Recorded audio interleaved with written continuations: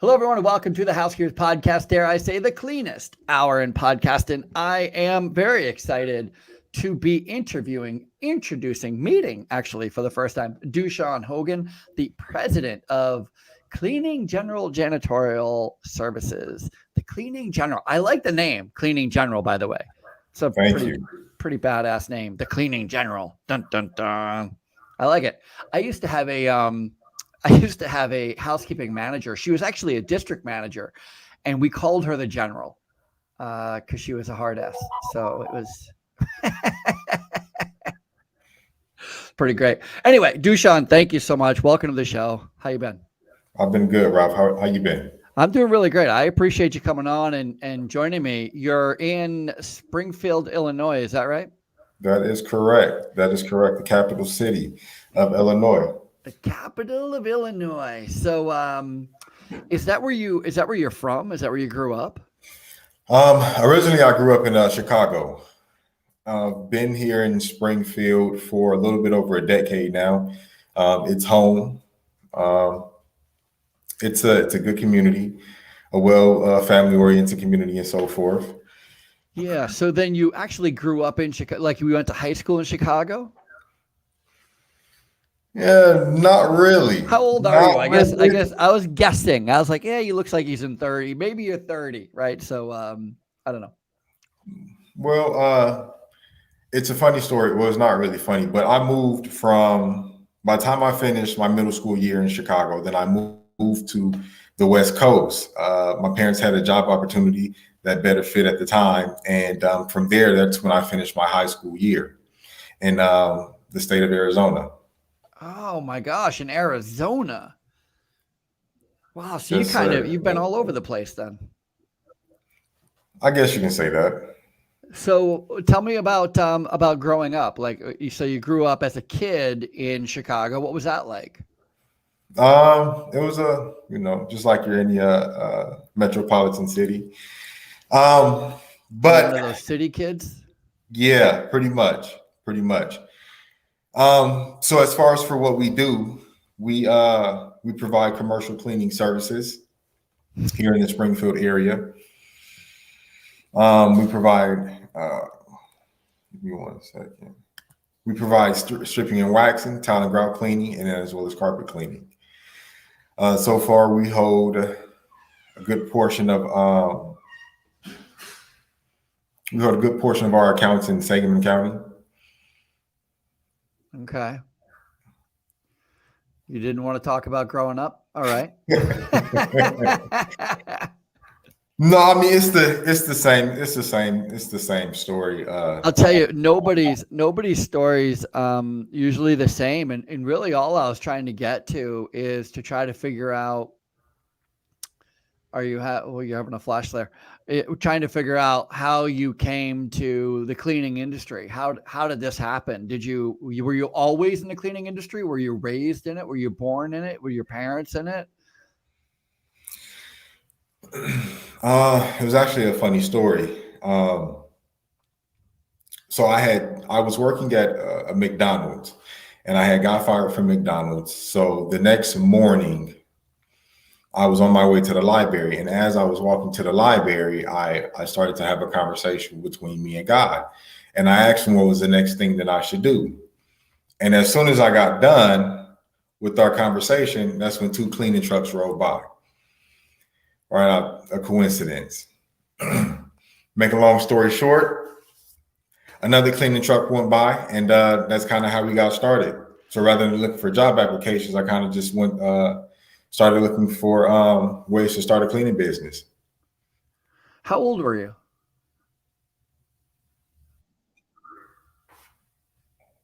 Did you hear me? How old were you? Hello? Hi. How old were you when this happened?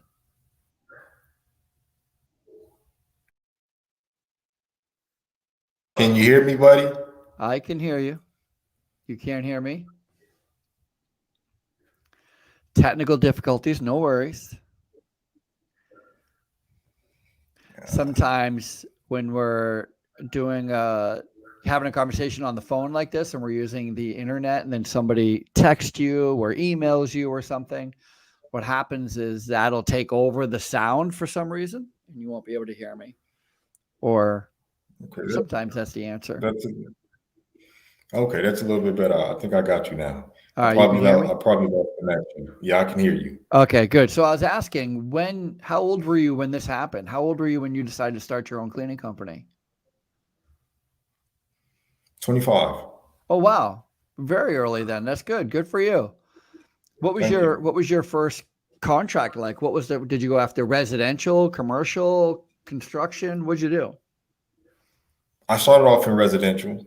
And then a good friend of mine kind of suggested that I focus my attention and energy into the commercial aspect of the cleaning industry. So that's exactly what I did. I started focusing solely on the commercial buildings, office spaces, financial institutions, and so forth. But my first account was doing cleaning floors biweekly, right? And I made $10. I made $10 that month. Each time? No, a month. So it broke down to $5 a visit, which at the time I was still fresh into understanding the pricing.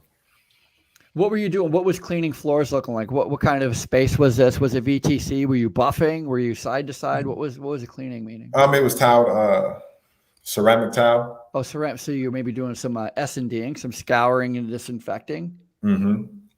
What was it for? What kind of industry was it?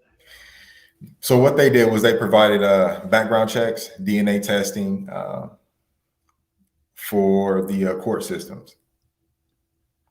Oh, interesting. And so they just needed somebody to go in and do floor care a couple times a month? Pretty much. Huh. I know a lot of people who so I'm going to say two things. One, I know a lot of people who focus primarily on floor care, and they do that specifically. And I know a lot of industries that only need floor care. So it's a nice little piece of business. The only challenge, I think, is that whole, one job to the next job to the next job to, there's no there's no, I mean, you can get a routine down, I guess, but it seems like it'd be a hard business to be in. No?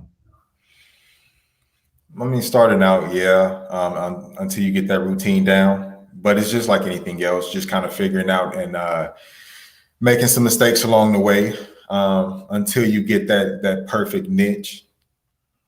Yeah. And then from there, just like you were saying, just like with the floors, once you find that niche, just like with the floors, you can just kind of create a system and build a team around that. So if you have three floor jobs over the weekend, and they're both 300,000 square feet or 30,000 square feet, you know how many people you need to put in place to get the job done. Mm-hmm. Right? So that way it frees up your time to be able to go throughout those 3 buildings and just manage your team. Yeah. That's always the biggest challenge, right? Is to being able to have an account that's big enough to afford people and so that you could manage it, right? What is that flashing light? Is there a fire alarm going off there? Or is it, There is not. I'm not sure. All right, it looks like it stopped, but it's you're gonna give me a heart attack over here with that blinking light. So 25. What you said you started in residential? Did you just get a house to clean? Did you know someone who needed some house cleaning? No, it was just more so going door to door. Oh, so you were legit knocking on doors. Absolutely. Love that. Absolutely. Love that. I also see that you went to a community college. Is that right? That's correct. Yeah, me too, brother. Me too. Okay. What did you study in? Well, I got a general, a liberal arts degree. Okay. So a basic thing, but I really wanted to be a writer, and so that was what my focus was on, the creative writing aspect of it. But I was a high school dropout. I quit school at 16, and really and then went back, got my GED when I was 24. And I know people are I quit school at 16 and got my GED when I was 17. I'm like, not me, friend. It took me 8 years to get my GED. I was out. But no, then I went to community college of Vermont, CCV. And, boy, it was life-changing. CCV, community college, life-changing for those of you who have ever done it. Congratulations to you. Because to you too, right?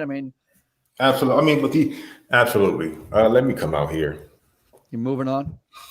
I am. Hopefully, I can get some better lighting out here. We're taking a tour of the facility. This is nice. No, I just appreciate adult education. I appreciate the what it takes to anybody to go back to school and pursue that kind of thing. It's so difficult. It's so challenging, and it's so worth it, right? I mean, for me, it's worth it. I thought it was the best thing I ever did. Community college. Absolutely. Same here. I completely agree with you. I went to Lincoln Land Community College. I majored in business. Before then, I actually was going to get a degree in automotives. Nice. I found out I didn't have the patience for it. So not so nice. So that's when the business side of everything came into play. I've always been business minded, business oriented. So I decided to, go to school for that. And, here we are now. Yeah, you started with this entrepreneurial spirit. It seems like quite young. Did you do that as a kid at all? Did you have like a paper route, sell anything as a kid? Did you have any first jobs when you were younger? My mother had a candy store. Sweet. Right when I was 10. So I'll sit there and I'll manage it for her. And that's kind of how I got into that mindset of what business was like. And then my mother also ran a daycare. So being under my mother and seeing like the different business ventures that she had, it slowly kind of created my mind and to think, okay, well, rather than working a job and doing the typical, 9-to-5 route, why don't I create something and be able to build something for not only myself, but also for my kids. That is really great. That's really, really great. That's pretty outstanding. I'd still be employed by somebody else today if they didn't, like if I wasn't just completely screwed over. That's how I went on my own, because I was screwed over. And I was like, I'd rather do it myself, that kind of thing. But because I was kind of entrepreneurial as a kid, but as soon as I got like a job, I always thought that's what you're supposed to do, is just have a job. It's so awesome that you never really embraced that. You were always like, I'm just going to work for myself. I can figure out how to do it myself. Very impressive. Well, thank you. So you start out, you're 25, you get a residential, somebody tells you should get into commercial cleaning. You got to first things just doing a floor. Mm-hmm. How do you grow from there?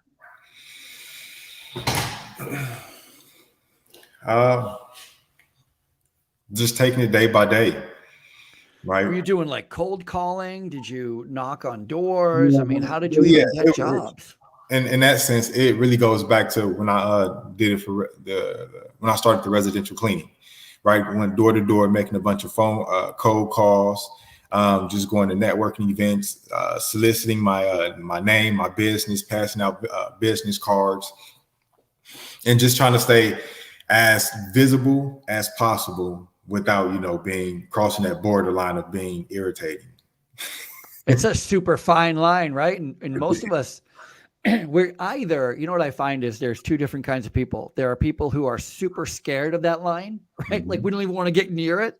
And then there are others who don't even realize they've crossed it 8 days ago. You know what I mean? Like, and I fear I'm both of those people at the same time. So sometimes I'm way over the line and sometimes I'm not even close to it. So, you know what? I honestly believe that, I'm a firm believer. And if you push buttons of what you really want to get in life, there's really no, that you never really know what's on the other side of the door. Yeah, I agree. And I'm always having to remind myself, because I spend a lot of time making cold calls. Mm-hmm. It's how I get most of my business. It sounds like you're in the same boat.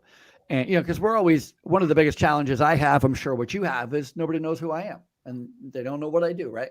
And mm-hmm. So I'm always having to remind myself that what I do is important. And there are people out there who can't wait to take, I train housekeeping managers. So I train people on how to be effective housekeeping managers. And there's not a lot of people who train housekeeping managers out there. And I know that if when I was coming up, I wish I found me. So that's what keeps me, going. I'm always like, I just haven't gotten in front of the person who wants to see me yet. So keep going, keep going, keep going, keep calling, Absolutely. And also never be afraid of those no's, because you're going to get a ton of them. Mm-hmm. You're going to get a ton of no's, but you always look for that one yes. And when you get it, it seems like that one yes makes the biggest difference, right? All those no's don't even matter once you receive that yes. The other day, my wife is a school teacher. And so when she comes home from school every day, we walk our dog. So she comes home, we walk our dog. And there are days when that walk is the longest walk of my life because I've had such a crappy day, right?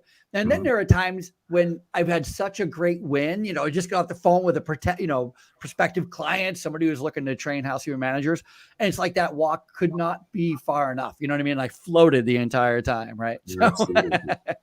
Absolutely. But they don't come without the nose. That's true, but it's the process. Days. It's the process. It's just like having a child, before they can walk, they have to crawl. And, to get to that yes, you have to do a lot of crawling. Yeah, no question. Go ahead. Go ahead. Yeah, you go ahead. I was gonna also just ask you what kind of got you started into your business, but Yeah, actually what happened to me was kind of quite accidentally. I was working for a commercial cleaning company that works in healthcare. That's what I work in healthcare, nursing homes, hospitals, that kind of thing. And I was selling, and they asked me to train, they asked me to train other people in operations and management. And, just kind of like, hey, we have this new person over here, do some training with them. And I freaking loved it. I loved it. The whole teaching aspect of it, the training aspect of it, the figuring out how to be better at it. I loved it. I mean, I can't even explain it. I loved it so much that it's like a very huge company. And I'm like nobody in this company. Just keep in mind, like they have like 35,000 employees. Like I'm like employee number 35,000. I'm the last on the list. But I'm trying to get in front of everybody. I'm writing the president of the company. I'm like, I want to train managers. You should let me in there to start training managers. We could start this whole division. And everyone was like, who are you? And why are you talking? Shut up, shut up, shut up, shut up, shut up. And then, just one day I said, you know what? It's what I want to do. I'd rather sleep in my car trying to train managers than to work for a company that won't let me train managers. That's all I wanted to do was train managers, So that's it. I quit, started on my own. And I have never, it's something very important, Dushan, I never slept in my car. So I don't know what that says, but it says something. Okay. I was willing. Okay. Beforehand, I was kind of getting the pursuit of happiness vibe. Yeah, no, that's just it, man. I mean, you said it earlier. I love it. I love it. I would do it for free. Absolutely. I would do it for free. I just simply love it. I love talking about management. I love talking about cleaning. I love talking about healthcare and working with different departments and resident focused and patient focused. I love it, man. I just love it. It's just gets me all excited. What about you? For me, it's just knowing that it's just the cleaning, right? Being able to have somebody under you, being able to create. That's really what it is, right? Being able to create something from nothing and make it a complete replica of what you see in your head, right? There's no better feeling to it, right? It's just like playing with Legos when you're a child, right? If it doesn't look the way you want it to look, you start taking it apart, then you put more Legos up there to get it fit right into that perfect spot until what you see in your mind has manifested into your real life. And that part for me is just, you can't put words on it, but it helps me to get up out of bed and, in the morning, right? Knowing that I'm going to go and build something. Yeah, I love it. I think it's super smart way of looking at it too. And I love being an employer. I love creating jobs. I love solving problems, right? So it's kind of that whole thing.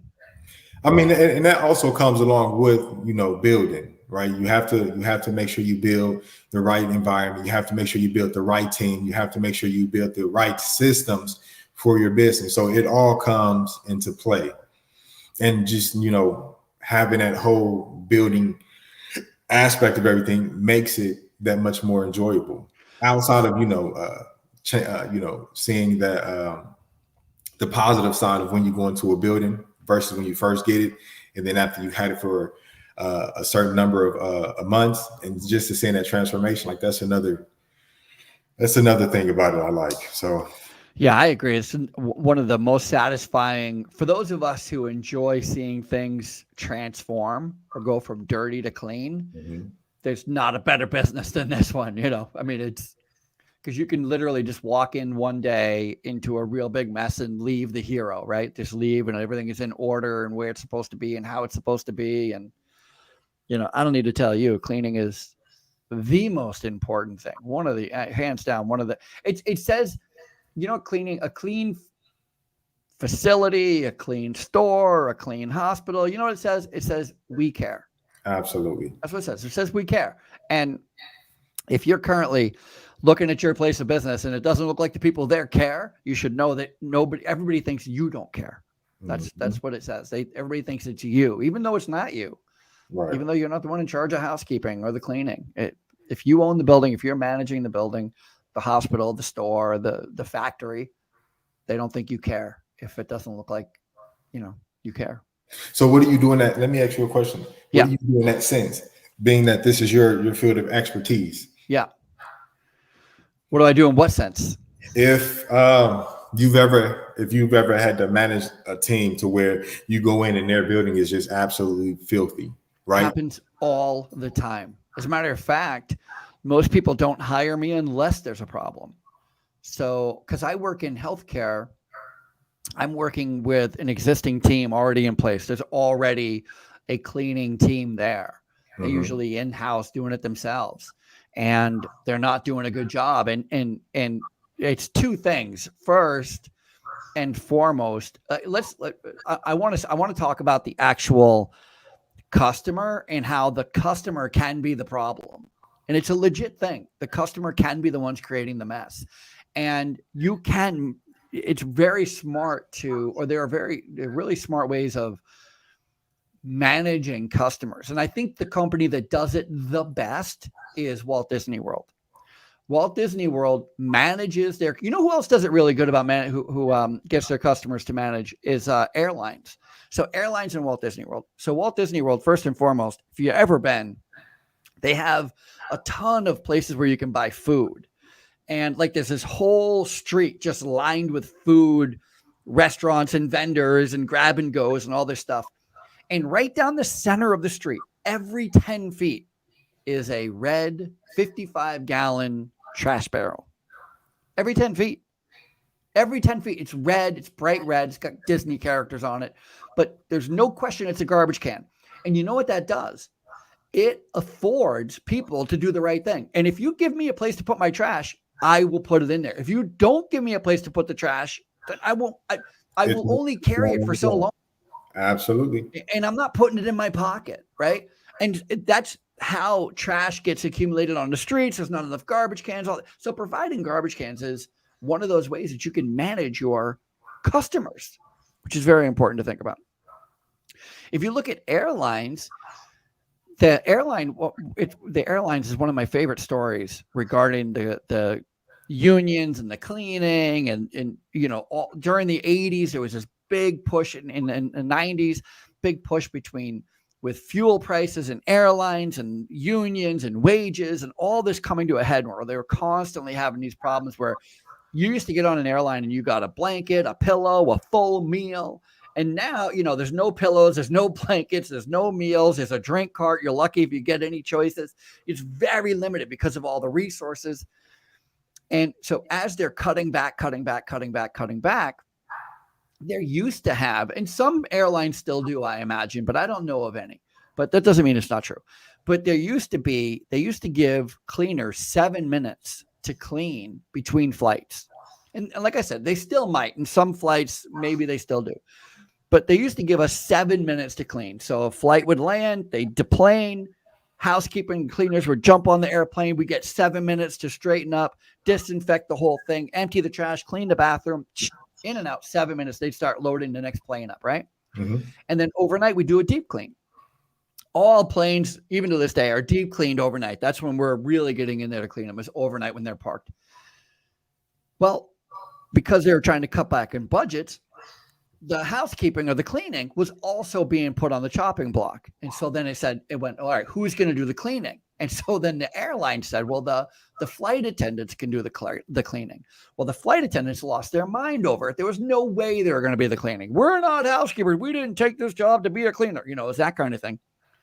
And so after a lot of negotiations and everything and a lot of blood, sweat, and tears, they finally figured out the best people to clean an airplane are the passengers on an airplane. And so now when you fly, the flight attendants come around with a bag and they make an announcement. Please, customers there, please clean up your area, pick up any trash you dropped, pick it up now. I'm going to walk by with a trash bag and you're going to put it in there. Like, they now have the customers doing the cleaning. Does that make sense? That makes sense.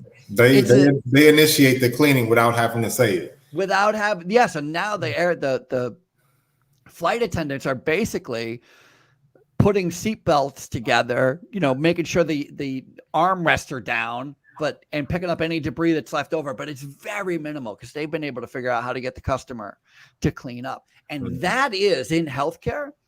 That is one of the biggest challenges we have, because about 80%, some places even higher, but about 80% of all trash in a nursing home is produced by staff, not by the residents, not by the people who are getting the care. So it's the nursing aides, the nurses, all the other departments. They're the ones producing the trash. And so when you could have in a nursing home, you could have maybe 100 people who live there, plus another 150, 200 people who work there. And you only have like 5 cleaners. So you could have like 200 or 300 people and only 5 people cleaning up after them. And that ratio doesn't work, right? It doesn't. It doesn't work. And so you have to be able to come up with ways on getting the staff to pick up after themselves, which is what Walt Disney World is really good at doing, what airlines are really good at doing. And that's what, those of us who work in healthcare really constantly are trying to figure out how to make it super easy. Don't even let them know they're actually cleaning, I mean, the idea of cleaning up after yourself is a foreign concept to a lot of people. Absolutely. And that's why, when that language starts to become unknown, they call the ones who's in the cleaning industry.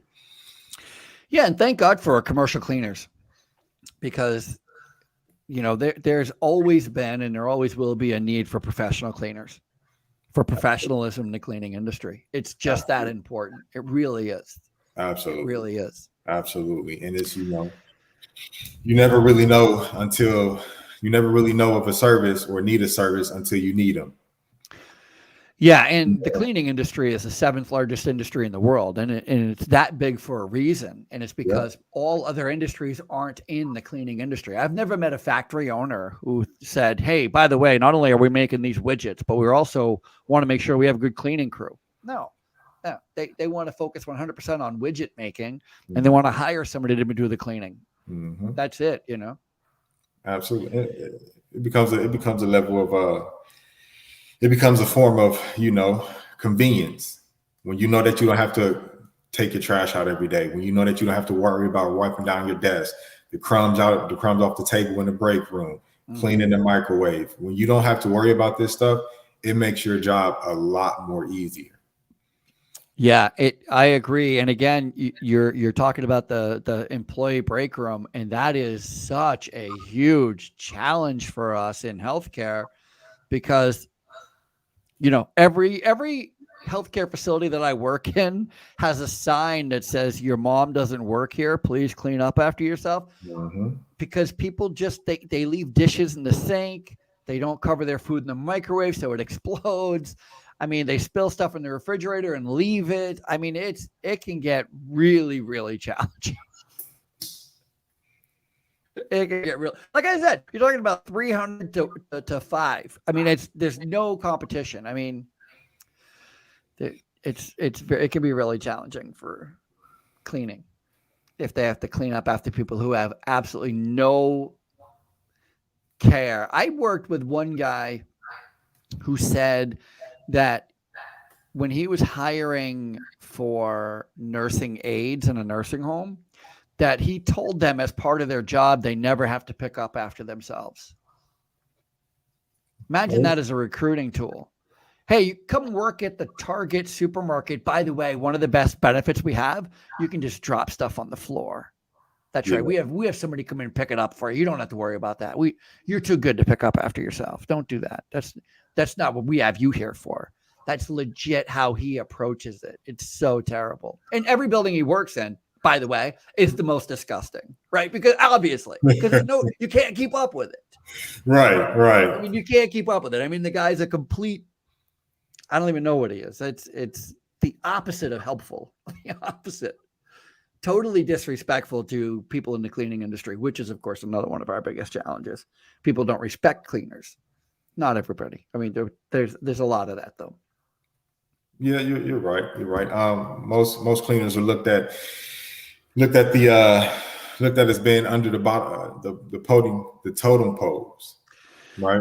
We're beneath everybody else because we just pick up trash. Yeah. Right. I think I've seen. I read something that said, treat the janitor just the same way you would treat the CEO. We're all God's children, Dushun. We're all God's children.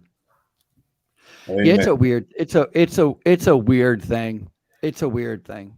But it's a low barrier to entry. You don't need a lot of language skills or life skills to work in the cleaning industry. But you also don't need, it's the same. That's true for a lot of industries. A lot of industries are low barrier entry, where there's not a lot of training or skills needed to get started. But I love the cleaning industry. I think it's one of the greatest. Absolutely. Definitely full of some of the greatest people I've ever met and worked with. So that's true. That's very true. And what I like the most about it is that you can go from quite easily. You can go from super worker to supervisor. It's not many. I mean, there's a lot of industries out there, but I just speaking from the cleaning industry, that's where we get our managers from. The people who show up on time, the people who work hard, the people who get all their work done, the people who are smart, who smile, who are trustworthy. Turn those guys into and girls and managers all the time, Absolutely. The ones who can turn a problem into a solution without you having to be there and tell them. Those are the ones. Lord, it's like a unicorn. Trying to find that. Absolutely. It's like saying Mr. Clean with hair again. So how's everything with you? How's staffing going? How's recruiting going? Staffing is fine. Recruiting, we're hitting our hiccups. But we still come across a good bunch of people. But one thing about it is that when it comes to hiring, one thing that I look for is that I look to see a person's true character, right? Because you're going to be inside of a building by yourself or with a team. I have to make sure that, outside of you going through the interview spiel, but that you actually have a good heart and that your character, if nobody was around, that you would do the right thing, right? That's what I look for, because that plays a huge part. And it goes the same way with me. If my character wasn't in order and people didn't trust me, I wouldn't be in business. True story.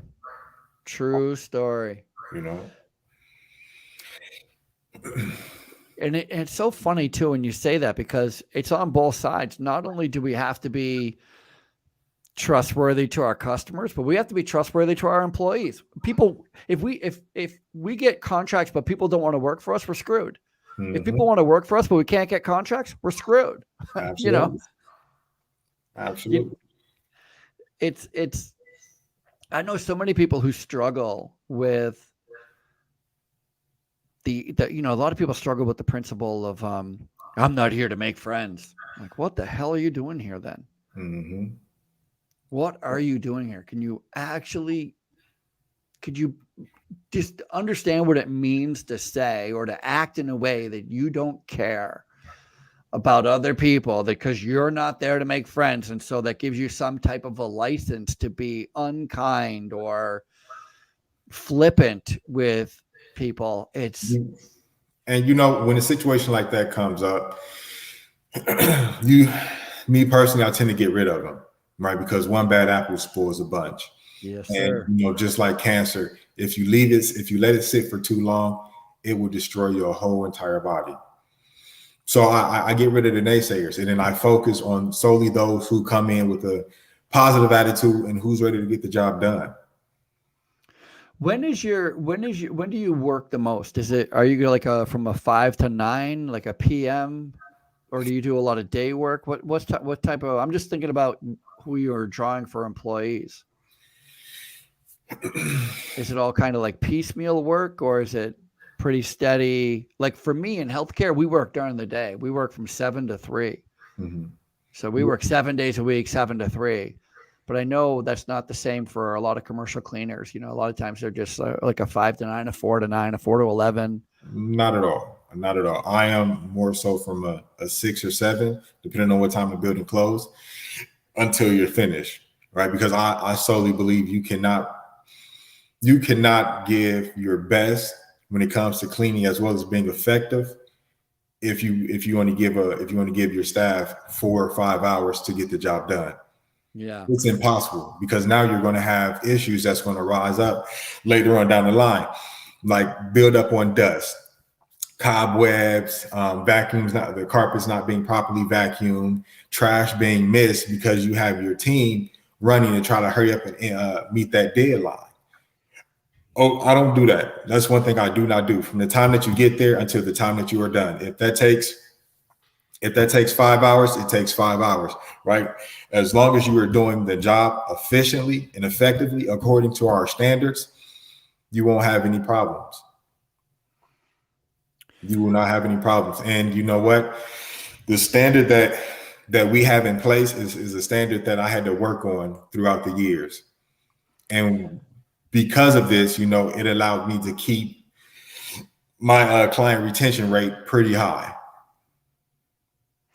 That's super impressive and super important. Super important. Getting that retention rate up. I know that there's, of all the things that we focus on, how long have you kept an employee, or how long have you kept the contract, speaks a lot to how effective you are. Mm-hmm. Yeah. And what's challenging for us in healthcare is we don't work alone. And so we have to hit timelines because we're support services for nursing. Mm-hmm. And so we have to hit timelines because nursing is moving, whether we keep up or not. They're going from one thing to another thing to another thing to another thing. We don't have the luxury of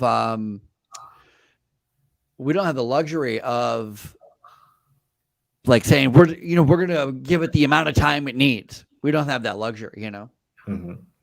Well, I mean, I've learned it's just something I've learned over the years, right? You rush through something, you're going to get a phone call, right? You take your time and not worry about time, but more so worry about the craft or the work at hand. It makes everything a lot easier. Yeah, absolutely.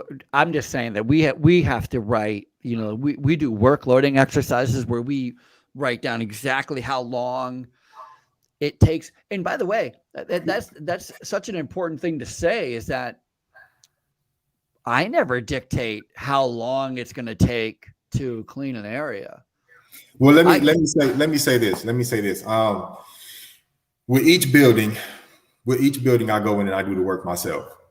So to answer your question, you're doing the work loading yourself, right? It gives It gives me a certain time frame as to how long it would take to clean the building. Yeah. Right. So in other words, if I hire somebody and they're not as effective as I am, I can't say, well, it takes me 3 hours, so I expect you to get it done in 3 hours. right? If you let a person, I let my team go in there and clean it, right? From whenever you get there to the time you're done. And as time goes on, they create a routine, they create a system, right? Which makes them more efficient. And then I follow behind them, making sure that everything is done accordingly.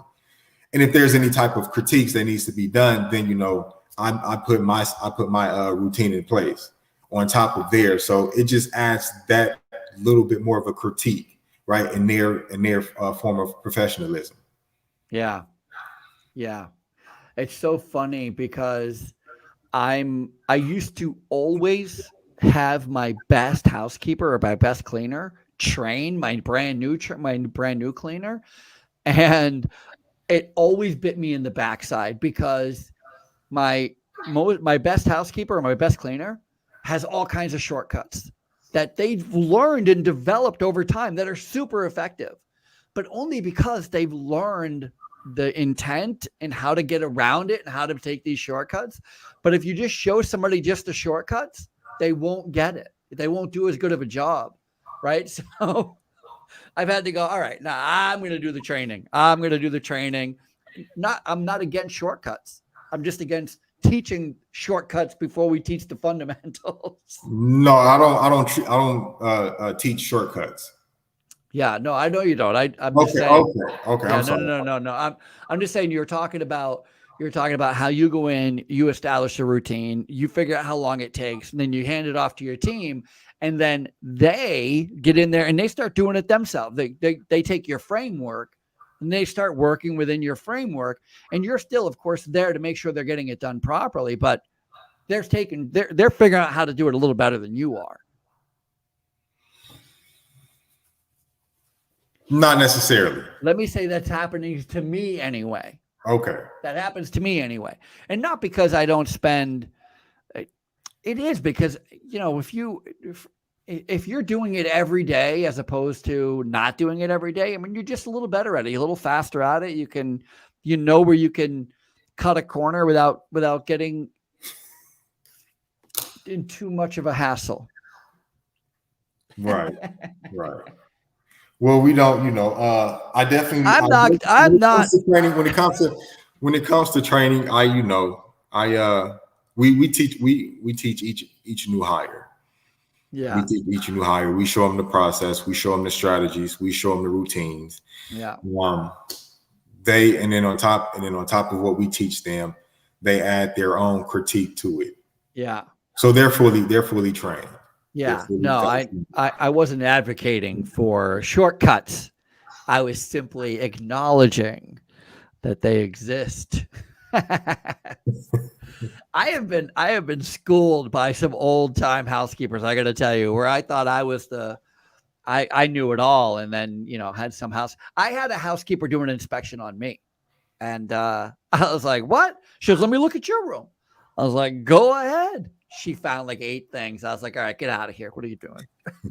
You didn't do this? You didn't do this? Like, okay. All right. Game on. All right. Yeah. I'm there with you. You can always learn something new. Of course. So what is your main, do you have like multiple businesses or multiple different, sounds like you do a lot of just floor care, you do a lot of general cleaning. Is there one specific industry that you focus on, or you just kind of like whatever comes along? Well, mostly focus on the commercial cleaning.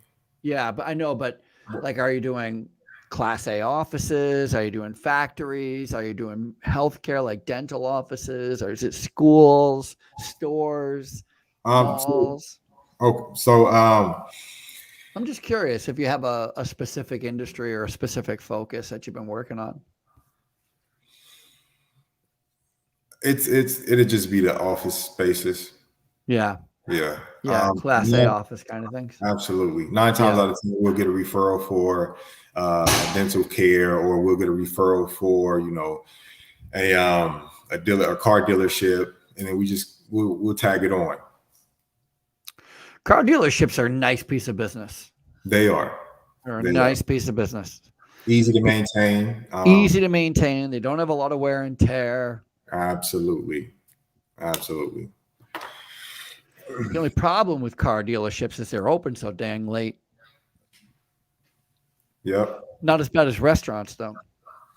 Restaurants or bars. You ever cleaned a restaurant or a bar? I mean, you have to wait till 2 a.m. and it has to be done by 10 a.m. Like, it's the worst hours ever.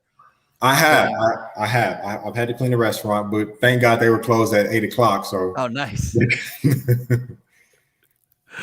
Restaurant closed at 8 o'clock. I like that. We don't find a lot of that around here. Nope. Everything's open super late. Well, this has been very fun. I appreciated you coming on and chatting with me and learning, not just about you, but I enjoy talking shop. I love just talking about the cleaning industry and how businesses are going at it. And it's quite interesting. Yeah. Well, thank you. Definitely thank you for having me. Yeah. It was fun.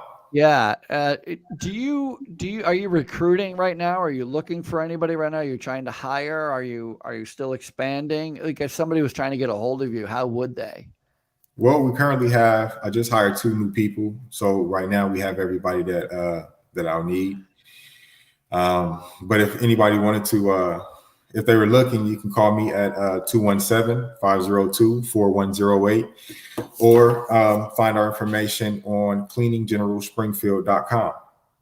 Cleaning General Springfield. How did you get that name, by the way? How did you come up with the Cleaning General Janitorial Services? It was all God-given. I prayed about it, and that's the name that came to me. And so far, I've been running with it. I like it. The Cleaning General is pretty great. I like it a lot. I think it's pretty fantastic. Like I said, I don't know if I know of any other, like, with the word, like, you know what is funny as I'm sitting here thinking about it, I was taking it that Cleaning General was like the military officer general, where it could also be the word like general cleaning. I didn't think of it that way. I thought of it as the officer. Like, I'm thinking of like the 5-star, 4-star, 3-star general, It's probably not how you meant it. Not at all. But I can see how you get the mix up. It is Veterans Day this week, so hug your veteran.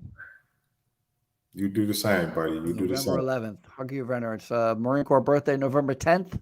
Yep. For those who are celebrating. Did you know Marines celebrate the Marine Corps birthday as their own? I did. I did not. Yeah. So they get a couple of birthdays a year. Yeah, it's pretty great. Yeah. All right, Dushun, thank you so much for coming on the show. And that's it for us here at the Housekeepers Podcast. Thank you for tuning in. If you enjoyed today's episode, if you would like to listen, please subscribe. If you would like to watch the videos again, we all of our videos are on YouTube. Make sure you go to YouTube and check us out. Otherwise, that's it for Dushuns Hogan with the Cleaning General Janitorial Services. I'm Ralph Peterson, and we will see you guys